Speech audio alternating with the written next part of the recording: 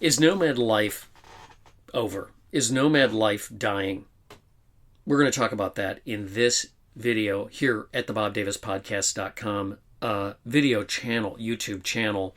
I also have an audio podcast, and that's available at iTunes and Spotify, Google Podcasts, wherever podcasts are found, or as I like to say, wherever podcasts are sold, and at the BobDavisPodcast.com.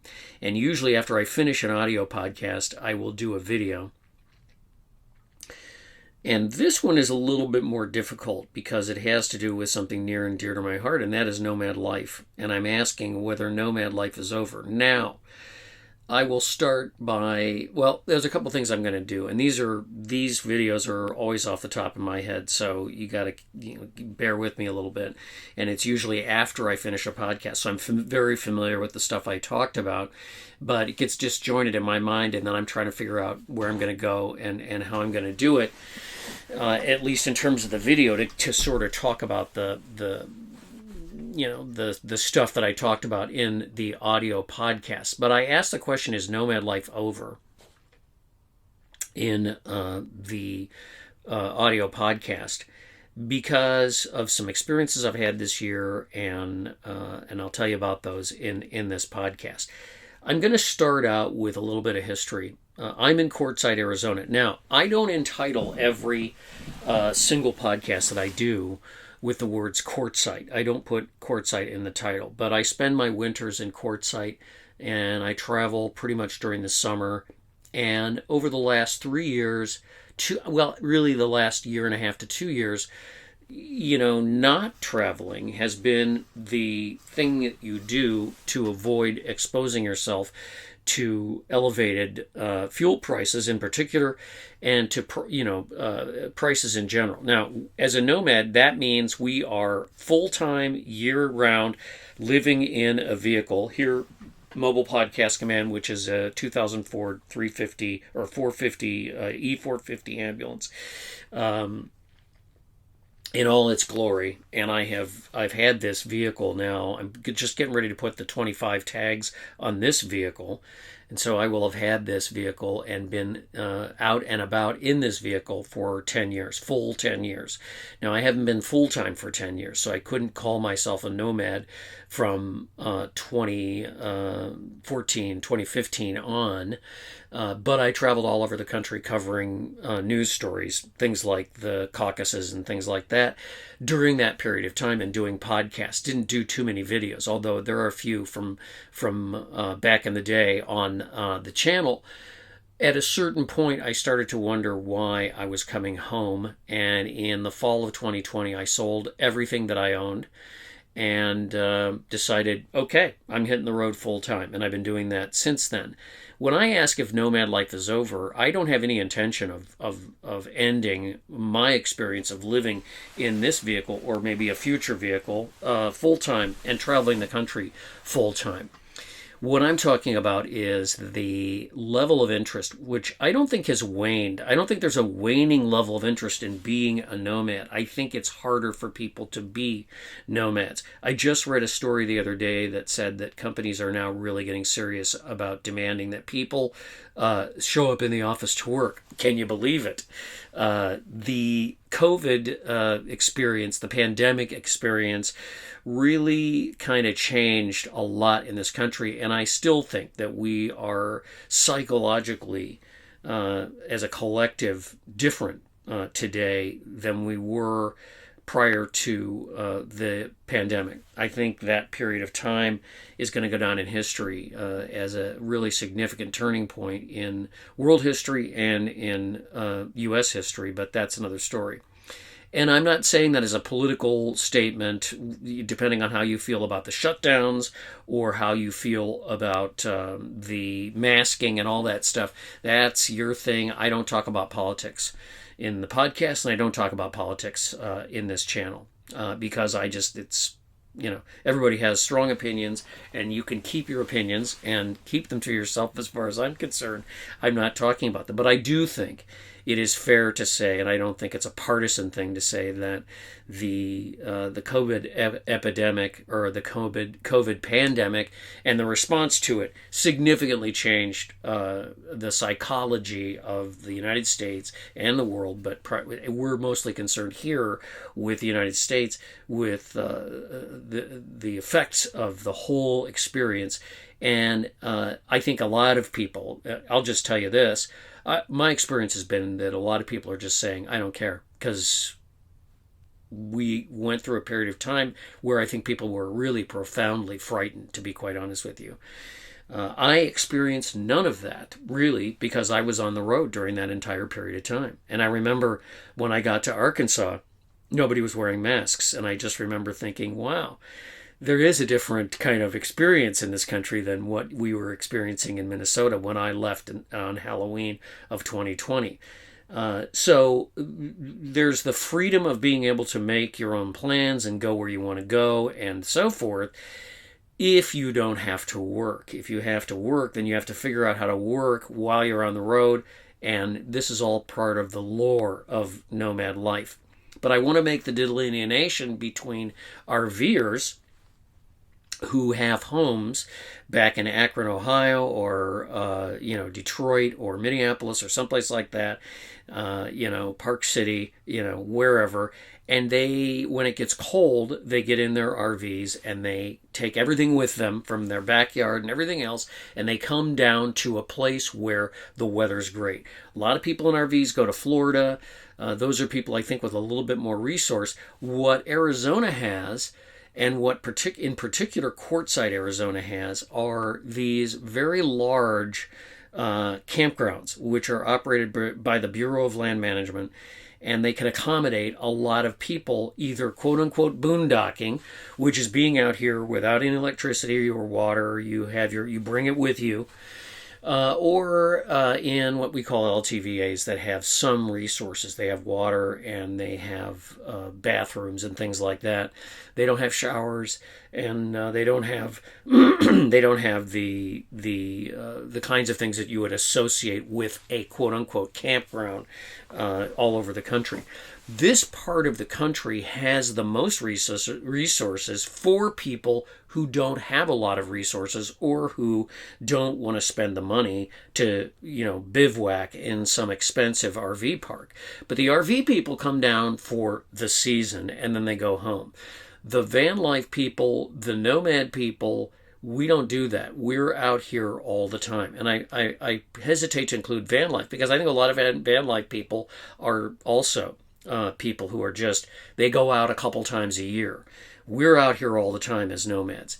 And so the experience, I talk about the psychological impact of doing this, because I think it's deep. I don't tell you what kind of battery to get. I don't tell you about, so-called nomad lore. But I think there is a lot of nomad lore in the experience of being out here full time. The reason that I say that we may have a situation where the bloom is off the rose with nomad life is because I am not feeling the nomad mojo out here at this time. Now, the build up to the podcast about nomad life being over had to do with the experiences that I was having here in the campgrounds. I was not having a good experience. We were at another campground, which is this way from here. I'm not going to really even say which one. And it was, there were a lot of people in there, and there were a lot of people with bad manners, and there were other things going on. And one of the things I wanted to focus on in this particular video and in the podcast was the fact that there are, and actually other people have done videos to talk about it, there were issues with violence. There were issues with people getting arrested. There were issues, and there continue to be issues with charlatans who are part of supposedly the rubber tramp people who were taking advantage financially of newcomers. And the facts about those, or the hearsay about those, are available on a lot of other YouTube channels out here in Quartzsite. I don't need to belabor that, and I'm not going to get into names because I think the name stuff is dangerous because what we hear sometimes may not be true. But there was a lot of really negative scuttlebutt. One of the guys that I camp with 4 really good friends, and we really take care of each other. One of the guys I camp with is pretty much here all year. And he was saying that there is a dark side to Quartzsite. And I would say, I don't know if I believe that. And I would say that he was right when he said that there's a dark side to Quartzsite. And that means that there sometimes are unsavory characters here. And I kind of experienced that a little bit this year, and I kind of caught the Pollyanna a little bit out of how I feel about being here. This is I hesitate to call this a community. I think that would be a bit much, but it is a collection of people living in what might be referred to as a community. Whether you have RVers coming down from Madison, Wisconsin, and spending the winter here. I almost called it the summer, but it's really the winter. It's our summer, but it's really winter. And they go home back to their town, and they come here, and they like to get in next to everybody else, and they like to have this social experience. I'm not so sure. I kind of don't want that. And we guys were talking about this, and we prefer, and a couple other guys we met too, we just prefer to be out by ourselves. We just we really don't need to be in quote unquote a community. And I talked in the podcast a little bit about what this word community means and what it is when you say nomad community. I'm not sure there's a nomad community, and that was really the focus of the podcast was, is there really a nomad community? And I talked about that a little bit. I'm not so sure there is. But when I say the bloom is off the rose, I still think there is a tremendous interest in different kinds of lifestyle. Going back to what I said about the pandemic, I think a lot of people are like, you know what? I don't want to work 9 to 5 in an office anymore. I don't want to do that. And offices, as I started to say, companies are starting to say, we're going to demand that people come back at least 3 days a week, which is really a change from the previous, 5 day a week or 6 day a week or even 7 day a week job where you worked at, a place like IBM or, a company, a big company. And I'm not going to say names because there are big companies wherever people live in cities, and they work in offices or they do, work that requires them to be on site. During the pandemic, a lot of people didn't have to be on site. They didn't have to go, and they got used to having things their way, and they got used to a different way of living. And now they don't necessarily want to go back. Now, IBM is the company that said people are going to have to start coming back because we're not going to support. In fact, they're putting out an ultimatum that if you're in management at IBM and you don't show up to work 3 days a week at an office, then don't come back. Basically, you're done. So there's some pressure. The other point that I was going to make as far as the bloom being off the rose is that there's a guy here who I think I mentioned at the beginning of the video. I may not have because I've done a few takes, so I don't know. Named Bob Wells, who was the guy who kind of inspired the movie Nomadland. Now, I don't know about the book. Maybe he inspired the book. I didn't actually read the book Nomadland, but I saw the movie. I did not see the movie before I started my nomad experience. It was really an adjunct to the experience I was having part-time of driving around the country in this van, this vehicle, covering news stories and finding out about things and just traveling. And so I wanted to do stuff about travel. Then I decided to go full-time. Then the movie Nomadland came out, and I saw it, and I thought it was great. I thought it was a great story, and I found that a lot of the things in that story that are part of the nomad life experience were true. Bob Wells is kind of the guy who is sort of the icon, if you will, or the chieftain of the nomad movement, so to speak. And he has a gathering out here every year. Originally, they would do it out at Plamosa Road, which is a campsite about 10 miles north of town, or other campsites around. And I think that was the setting for the movie. after the movie, this interest in nomad experience really exploded, and everybody wanted to do it, and he really was at the top of this thing. And his little organization, they have a meeting every year, sort of a meetup, and that was very well attended the first 2 years that I was here. In fact, last year it was amazing. They moved to a Quartzsite park, and because they kicked him off the BLM because they didn't have a permit, and so they decided to do it at this park. This year, it was sparsely attended, and Bob Wells attributed it to economic strife. I'm not so sure. I would attribute it to people going back to work, which is not economic strife. It's people going back to work and saying, I can't do that anymore. I got to work because they're calling me back into the office. So when we talk about the bloom being off the Nomad Rose, or is Nomad Life over, it's sort of a combination of there were things I do, that some of the hearsay, and I mean, I don't disbelieve this because I know, because I have friends that had, issues with people. There was a guy threw a hatchet at somebody's dogs because he said that they attacked him. He was asked to leave. There are supposedly felons being arrested out here carrying guns, and the actual BLM security, or the BLM police. Now, they don't have very many, but these are armed federal agents. Basically, they're armed guys, like fish and game guys, who come out here and deal with security, and they've had to come out a couple times and haul people away. There have been issues.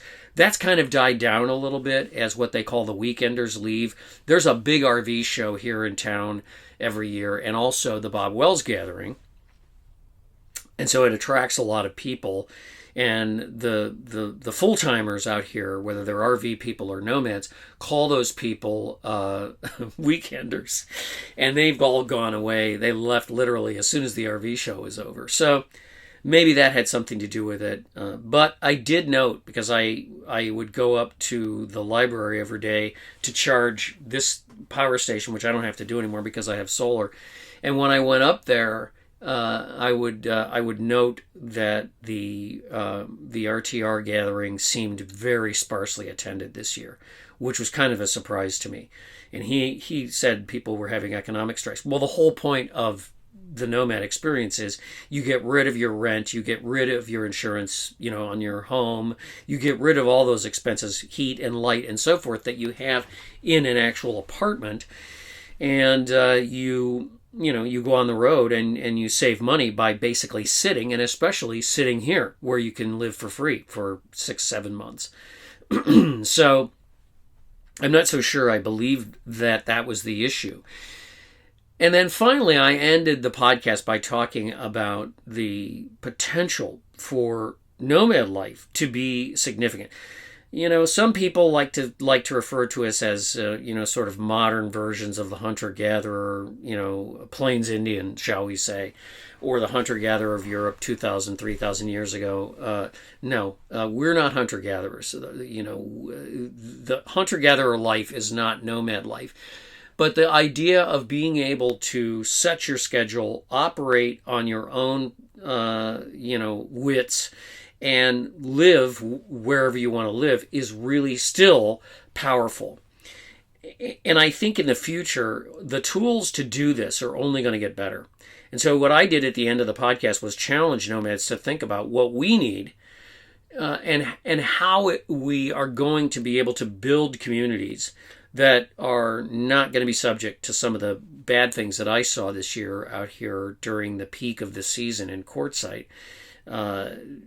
To be able to have a real community of nomads that's not people living in their cars, that is not people who don't have work, that is not people who can't do work, but that people who have the resources and who develop the resources to use these tools that are getting better and better and better for us to be able to be out here to experience truly sublime moments. I don't know if I said it at the beginning of this video. The reason I do this is that there are sublime moments.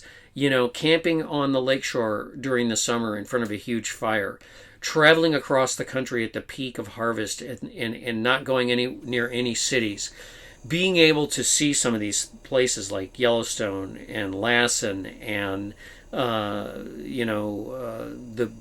of the places in the national forests north of Flagstaff or east of Tucson or down by the border or across Nevada and California and all the places we go, or the places that I went this year up in the Northeast, truly sublime experiences that keep me going.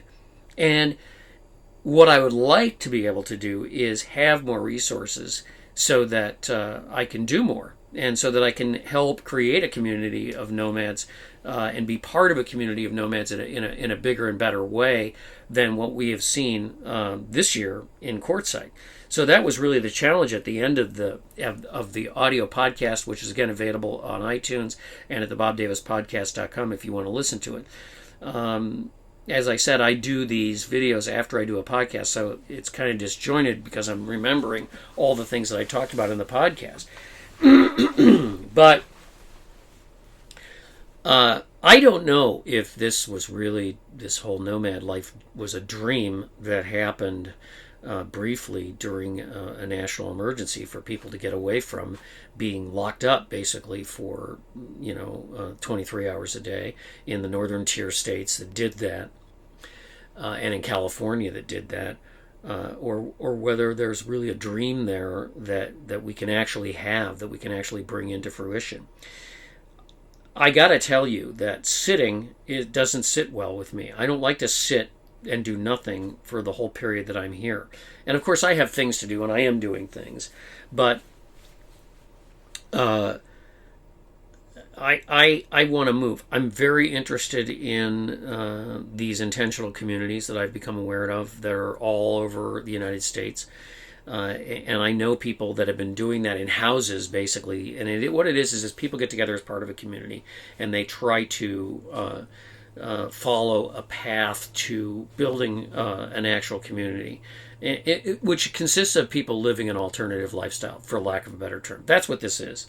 It's an alternative lifestyle. It's a tribe of people living an alternative lifestyle. And I think it's amazing. And that's why I talk about the psychological impacts of doing this, because I think it's really different, and being able to travel is really something that is sublime. And I think there's a lot of people interested in this. There are digital nomads, there are travel nomads, digital nomads in particular, that have resources that work all over the country as consultants or marketing people or whatever, travel agents. There's all sorts of people that are actually working and traveling as digital nomads. The resources are there, the tools are there. We'd like to have better tools to do that, and then what we need are opportunities, and we need to create opportunities for people. That's what I mean by intentional communities, and it's something to think about.